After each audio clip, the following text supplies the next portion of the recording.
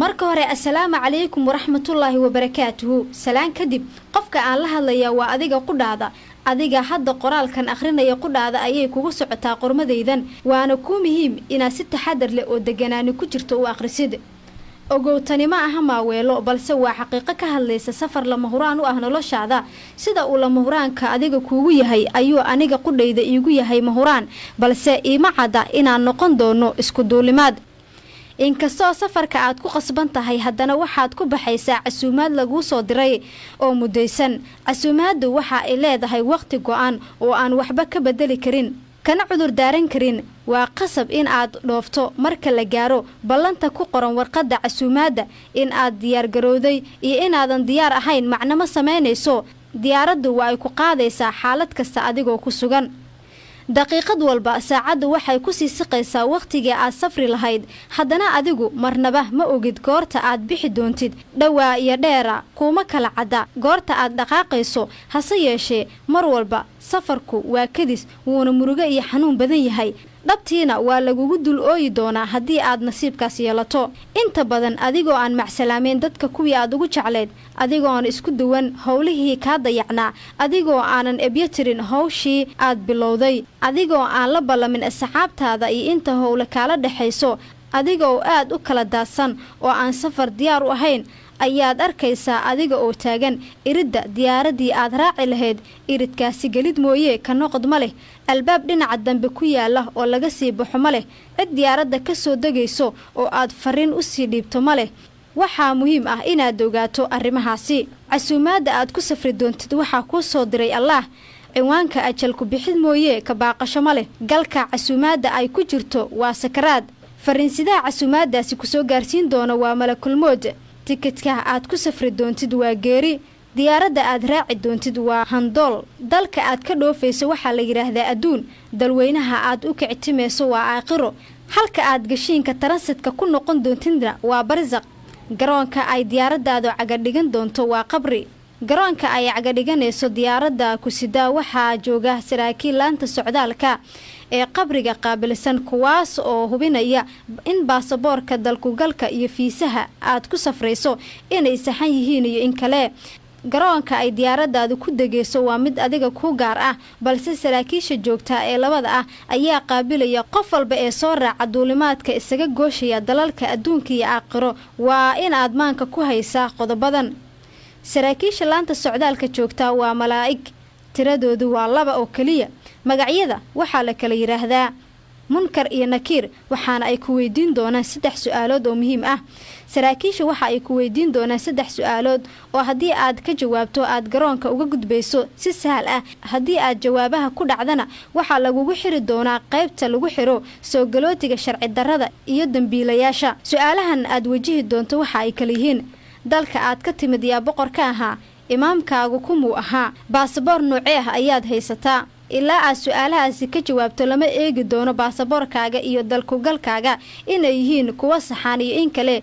jawaabaha 3 ah ee aad ku gudbid karto ayaa ah sidan: boqorkaygu waa allaah, imaamkaygu waa nebi maxamed nabadgelyo naxariis korkiisa haatee, baasaboorkayguna waa diinta islaamka. marka aad jawaabahan ku guulaysato ayaa munkar iyo nakiir eegayaan in baasaboorka dalkugalka, fiisaha iyo boos ceshiga reservationka qolka aad ka digi doontid hoteelka kaliya ee ku yaala halka aad u safartay waa jannada. haddaba iska jir oo isku qaldoomin. saraakiisha munkar iyo nakiir waxa ay aqbalaan hal baasaboor kaliya, dalkugal hal nuuc ah, balse boos ceshigu waa lagu kala duunaa karaa. dhaqaalahana sidoo kale. marka aad u timaado saraakiisha laanta socdaalka ee qabriga waxaa lagaa doonayaa inaad haysato socdaal kaabayaashan. baasaboorka kaliya ay aqbalaan waa diinta islaamka. dalkugalka fiisaha ay aqbalaan oo kaliya waa iimaan rumaynta allah iyo rasuulkiisa. boos ceshiga kaliya ay aqbali doonaanna waa cibaado. haddii aad ku guuldareysato in aad soo bandhigto warqadahaasi socdaalka kuu fududaynaya ee baasaboorka islaamka, dalkugalka iimaanka iyo boos ceshiga cibaado ee ay ku weydiiyaan munkar iyo nakiir, waxaa hubanti ah inay weji furan kugu soo dhaweeyaan. dhammaan dadka ka gudbaya xuduudda adduunyo ee u gudbaya tan aakhiro waxa ay u qaybsamaan 3 kooxood oo kaliya. adigana 3daas uunbaad mid ka tahay. waxa ayna kala yihiin: ahlu janna, muslim mu'min ah, cibaado la yimid, camal suubanna hormarsaday. soo galooti sharci darro ah, muslim saadiqay cibaado dayacay camalkiisana aan suubanayn ahlu naar qof aan markiisii horeba muslim ahayn ama caabuday waxaana la ahayn muddada gashiinka tarasadka aad ku tahay xayaatul barzaqa wehelka kaliya ee aad haysato waa camalkaaga haddii uu suubanaa camalkaaga wuxuu ku noqon doonaa mid ku weheliya haddiise uu yahay mid aan suubanayn waxaa laga yaabaa inuu ku dhibo inta ay goorigoor tahay waxaad haysataa fursad aad ku xaqiijin karto himilo dhab ah oo aad ku badbaado marka uu safarkaasi degdeg ah ku soo galo inkastoo haddii culimada diinta aad weydiiso safarka noocan ah in ay kuu suurayaan ay durbaba kuugu jawaabi lahaayeen waa safar dheer oo sulmiga iyo haraad badan islamarkaana ku sifayn lahaayeen in suudiga cadceedda aakhiro ay mar walba ka sulmi iyo haraad badan tahay silac kasta oo adduunka yaallo haddana haddii aad dadaasho ilaah wuu kuu garab siinayaa in aad sahal ku dhaafto adigoo aan marnaba rarangubiyoon inkastoo safarkani aad degdeg u yahay haddana dheer yahay mar walba wuxuu ka dhow yahay safarka uu qofka tahriibay ku maro saxaraha cadaabta ah ee u dhexeeya liibiya iyo suudaan marka uu qofka ku safrayo saxaraha wuxuu halis u galaa in ay dilaan masas miciyadu u wada soofaysan tahay abrisyo ciidda hoosteeda ku susuma oo aysan ishu qaban iyo caarooyinka waxweerara taasi waxaa dheer qooleysatada jidka dadka ku afduubta ee ay Soomaalidu u bixisay magafayaasha kuwaas oo dadka dila gabdhahana kufsada kadibna madax furasho weydiista haddii ay duulimaadyadaadi oo dhami ku saxan yihiin diyaaradda uu malakul moodka ka yahay duuliyaha waxaad ka raaci doontaa kuraasta maalqabeennada ee business classeska haddii se diyaargarowgaagu qaldoomo in aad booska ka hesho kuraasta danyarta ee economic classeska ayaa adkaanaysa adiga ma ogi da-ad aad jirto balse waxaa laga yaabaa in uu shaydaanku kugu yiraahdo mar walba weli waad yar tahay dib u dhigo isdiyaarinta marka aad weynaato ayaa diyaargaroobi oo cibaadaysan doontaaye waa hubaal sidaasi shaydaanku wuu kugu yiraahdaa naftuna way u riyaaqdaa qof walba ayuu ku yiraahdaa aniga ayuu igu yiraahdaa maalin walba ha isqaldin da-daada iyo qorshahaaguba saameyn kuma laha safarkaasi goorta uu noqonayo da' kastaba jir wuxuu kugu noqon doonaa mid degdeg ah kaa qanciya doodan bal ila eeg tuduucdan ka mid ah xigmo uu dunidan kaga tegay gabyaagii caanka ahaa ee qamaam bulxan allah u naxariistee qamaam wuxuu yidhi waxaad aadamow maagan tahay adiga iyo maankaagu iyo meel ilaahay ku marin kala mid weeyaane waxaad adigu miihaalatiyo malaba waa beene waxaad mooday mood baa sokada kaa soo mariye qamaam wuxuu cabiraya sida dadku ay wax u qorshaystaan iyo qorshayaashooda dhami aysan moodka marnaba ugu soo darsan iyo sida markii ay tii rabbi subxaana wa tacaala u timaado uu qofka isaga dhinto isaga ama iyada oo qorshayaasheedu ka kala daasan yihiin tix kale ayuu qamaam ku yidhi haddii aad inaad taajir tahay tuhunto uurkaaga tadowga xoolaha ninbaad tulud ku sii dheere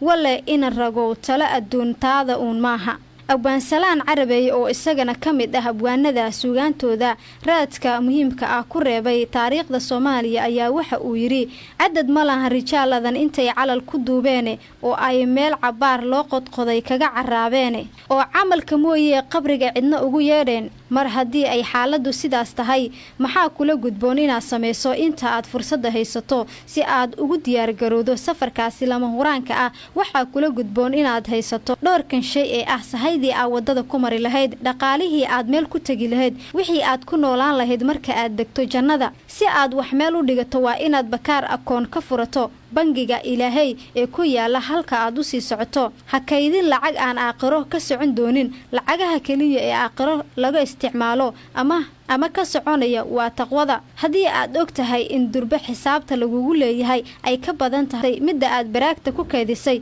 weli fursad ayaad u haysataa inaad ku bixiso xisaabaadka kugu qoran qaansheegatada invoice ama factor ee laga rabo waxaa la ogol yahay oo kaliya inaad iska yaryareyso oo aad maalinba waajibka laga rabo si raaciso sanduuq yar 200 oo istikfaar ah ama tasbiix isugu jira inta aanan gunaanadin qormadeeda yar ee aan adiga ku hibeeyay waxaan doonayaa inaan kula wadaago xigmad kooban oo ku jirta suugaan aan ka soo xiganayo Maxamed Cabdi Aamaguul taasoo ina tusaysa jidka ay tahay in aan marno haddii aanan doonin inaan aakhiro ku noqono soo galooti la geeyo xabsi ama xero qaxooti tixdu waxa ay leedahay sida tan jamacuu quraan iyo markaan jalaca soo eegay saddex buu ku soo jaray jaliil jiinka hadalkiisa jidka hore islaam uun ku joog hana ka jeesjeesan jareeradii adduun aakhirana reer jannaad noqo jid labaadku waa jiimka diid gaalnimona jiido nolol jaban adduun aakhirana guri jaxiimaade ugu dambayntii haddii aan kaa naxiyo iga raali noqo ujeedka waxa uu ahaa baraarujin